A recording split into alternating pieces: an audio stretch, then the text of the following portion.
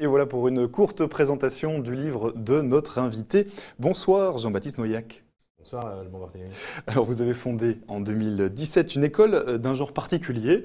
Vous racontez votre parcours dans un livre, dans ce livre, Excellence Ruralité aux éditions Point de Bascule. Votre constat de départ, c'était quoi? C'était que l'école ne jouait plus vraiment son rôle aujourd'hui?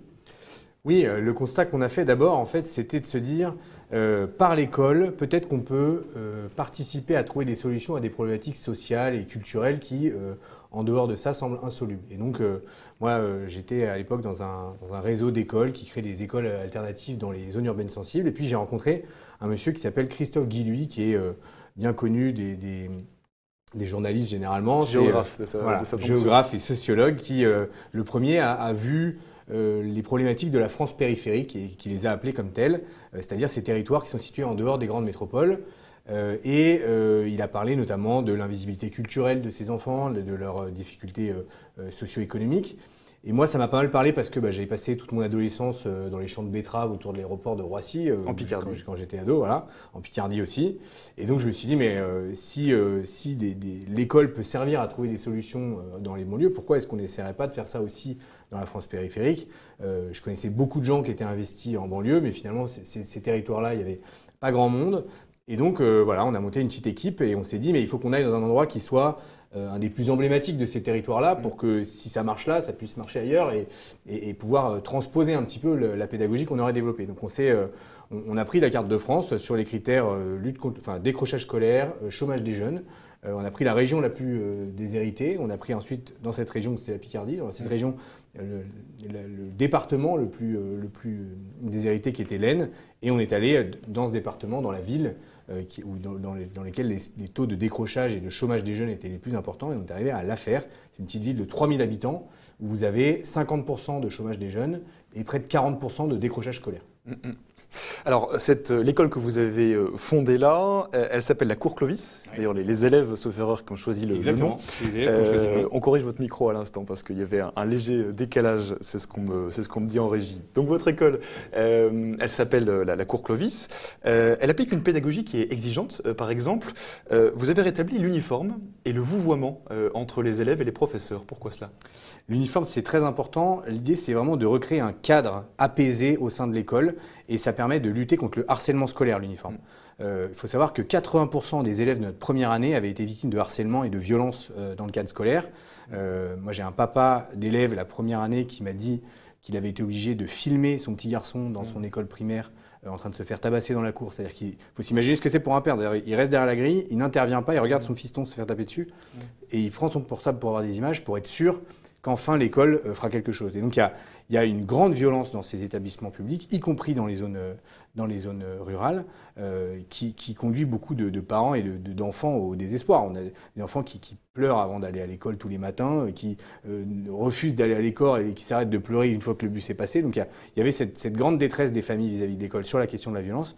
Et puis ce qui nous a aussi beaucoup frappé, c'est la question du niveau scolaire, puisqu'il y avait vraiment de très lourdes lacunes. Beaucoup des élèves qui nous arrivaient avaient d'énormes difficultés à lire, à comprendre, à lire des textes simples. Oui, vous racontez dans votre livre, qui est plein d'anecdotes d'ailleurs, d'anecdotes très frappantes, vous racontez votre étonnement en constatant le niveau catastrophique en orthographe des élèves. Oui, vraiment. L'orthographe, on avait l'impression que ça n'avait jamais été un sujet, quoi, et que on leur avait jamais été exigeant avec eux sur ce sujet-là.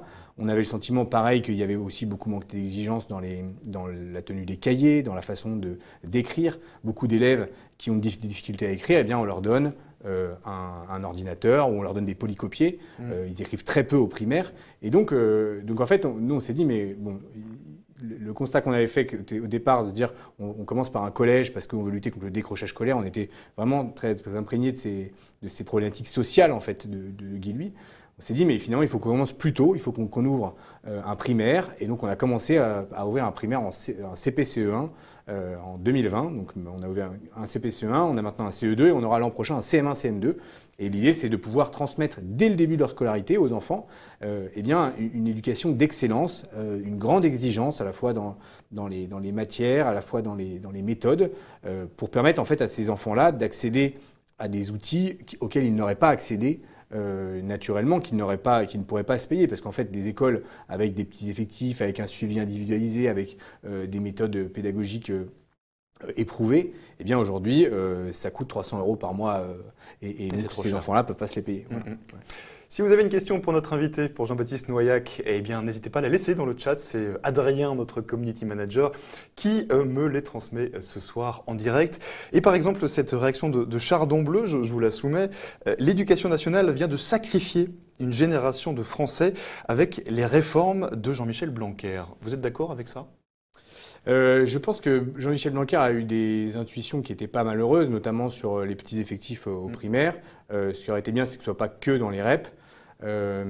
Et par contre, moi, j'ai été très très surpris par sa réforme du bac et la fin finalement de cette universalité du bac qui est à mon sens vraiment coupable parce que du coup, ça crée des systèmes à plusieurs mesures et en fait, on arrive à une forme d'assignation à résidence scolaire puisque on sait bien que les notes du contrôle continu ne sont pas les mêmes selon que vous habitez dans le centre de Paris ou eh bien, à Saint-Quentin ou encore pire à La Fère. Un petit peu une illusion, quoi, en quelque sorte. Vous insistez beaucoup dans votre école, dans vos deux écoles, puisque maintenant il y a une deuxième qui va ouvrir en septembre. Qui va ouvrir. Ouais. On insistera dans nos deux écoles. Vous insistez beaucoup et vous allez beaucoup insister sur l'importance du professeur. Ouais. Ce n'est pas commun. Concrètement, en quoi ça consiste? Comment ça s'applique dans le quotidien, finalement, en fait, l'école?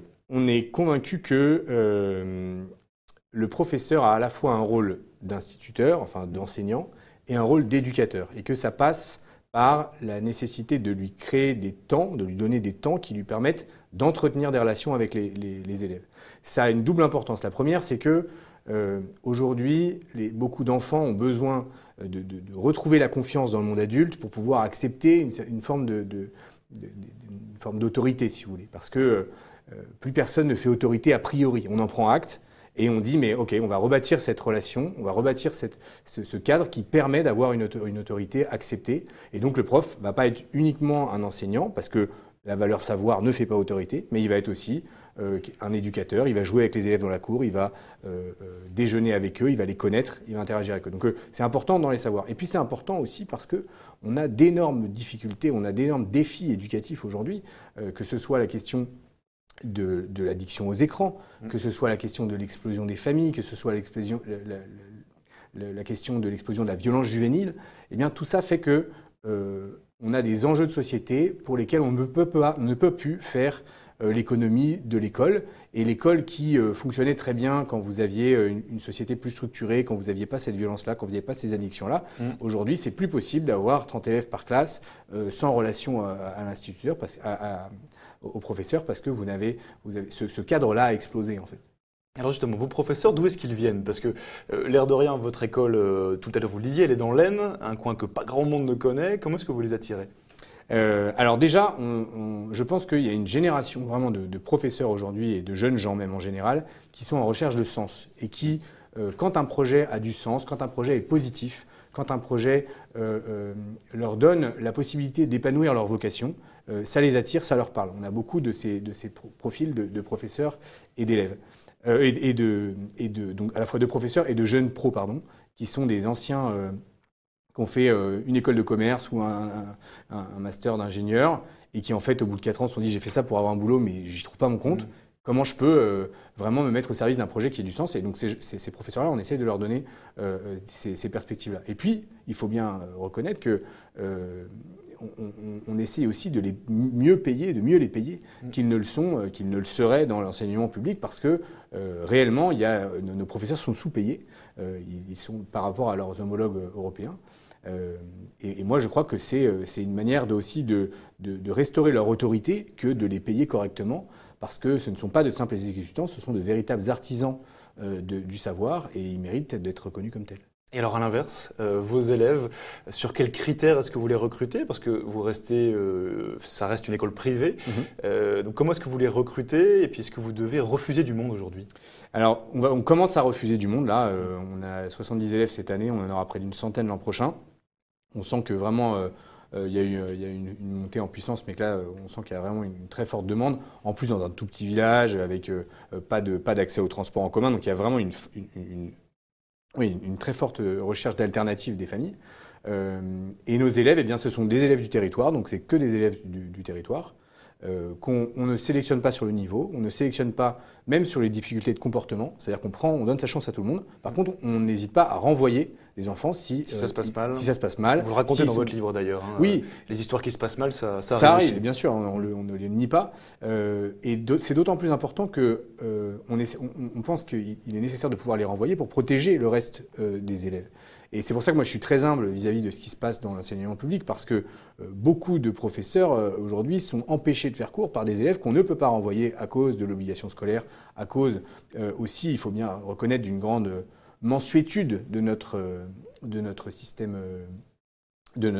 pénal des mineurs, qui fait que bien des enfants qui n'ont pas leur place à l'école manifestement, ne sont pas en mesure de suivre les cours dans ce cadre-là, eh bien pénalisent tout le monde. Et souvent on dit mais oui, mais le pauvre, cet enfant qui est violent, il a eu une enfance malheureuse, il vient d'un milieu difficile, c'est vrai, mais tous les autres élèves qui en pâtissent aussi. Et donc notre première responsabilité, à notre sens, c'est de protéger ces enfants-là. On oblige les enfants, c'est quand même dingue, on oblige les enfants à aller à l'école 8 heures par jour, et on n'est pas en mesure de nous assurer qu'ils soient en sécurité dans cet endroit-là. C'est quand même... Imaginez même ce qui se produit dans la tête de ces gamins. Alors justement, Laure 31, qui nous regarde sur lefigaro.fr, vous demande quel est votre rapport à la sanction? Alors, c'est une très bonne question. La sanction, elle est à la fois indispensable et elle doit être adaptée et mesurée par rapport à ce qui a été fait. Ce qui est très important, c'est que la sanction, elle soit systématique. C'est-à-dire que dès qu'il y a un manquement, il doit y avoir une sanction. C'est une manière de respecter l'enfant. C'est une manière de le considérer. Si vous ne sanctionnez pas quelqu'un qui fait quelque chose de mal, vous considérez que c'est normal qu'il fasse quelque chose de mal, et donc c'est une forme de mépris pour lui. Donc nous, on est convaincus que la sanction doit être systématique, mais qu'elle doit être adaptée à l'enfant, et c'est pour ça qu'on essaye vraiment de tisser une relation très étroite avec les familles, parce que cette sanction, il peut être plus pertinent de la faire intervenir dans le cadre familial que dans le cadre scolaire. Et donc, on ne se prive pas, si on est en bonne intelligence avec la famille, et on essaye de l'être autant que possible, et on travaille beaucoup à ça. Oui, vous les impliquez, hein, les familles dans ce projet. C'est un projet qui implique beaucoup plus que juste le professeur et l'élève. Encore une question, Jean-Baptiste Noyac. Votre livre, d'ailleurs, que je montre à l'instant, Excellence Ruralité, votre livre, il va au-delà que juste le constat de l'école. Vous faites le pari que quelque part, l'école peut changer la société? Oui, alors il ne faut pas tout mettre sur le dos de l'école. L'école n'est pas chargée de régler tous les problèmes de la société. Mais si vous voulez, l'école a deux missions. Elle a une première mission au niveau des enfants, et puis elle a une mission collective. Et compte tenu des enjeux éducatifs qui sont ceux que connaissent notre génération, il faut se donner les moyens de donner les moyens à l'école. C'est-à-dire que l'école, aujourd'hui, dans la situation actuelle, avec le statut actuel des professeurs, avec l'organisation actuelle de nos établissements scolaires, clairement, elle ne peut pas répondre à ces enjeux-là. Mais tous ces enjeux que j'ai évoqués sur les addictions aux écrans, sur la violence juvénile, sur l'explosion des familles, tous ces enjeux-là nécessitent un investissement plus important de l'école. Et donc, oui, on croit que c'est très important que l'école joue ce rôle, et en particulier dans la France périphérique, où les enfants de ces territoires aujourd'hui sont en première ligne des évolutions du marché du travail de demain. C'est-à-dire que aujourd'hui, les enfants les parents de mes élèves qui sont chauffeurs poids lourds, qui sont employés d'agences bancaires, qui travaillent dans une usine, demain, il est très peu probable que leurs enfants fassent leur métier. La question, c'est comment on prépare cette génération-là au métier de demain, comment on les aide à développer leur savoir-être, on les aide à développer une analyse transverse, on les aide à développer leur capacité relationnelle, parce qu'il y a un vrai enjeu de préparation au monde de demain, et aujourd'hui, il faut bien reconnaître que c'est dans ces territoires-là, il y a plusieurs études qui le montrent, l'étude notamment d'Oxford qui montre que c'est là que ça se joue. Voilà, c'est exactement là que ça se joue. Et c'est un petit peu ce que vous essayez avec votre école, d'infuser quelque part des idées pour qu'elles puissent se répandre le plus largement possible. Merci beaucoup Jean-Baptiste Noyac. J'avais encore plein de questions, mais pour les internautes qui souhaiteraient en savoir davantage, il y a votre livre. Bien sûr. Du coup, votre livre Excellence Ruralité des écoles pour la France périphérique. Il raconte un petit peu votre expérience et puis les enseignements que vous en avez tirés. Merci d'être venu ce soir nous partager votre projet et votre point de vue.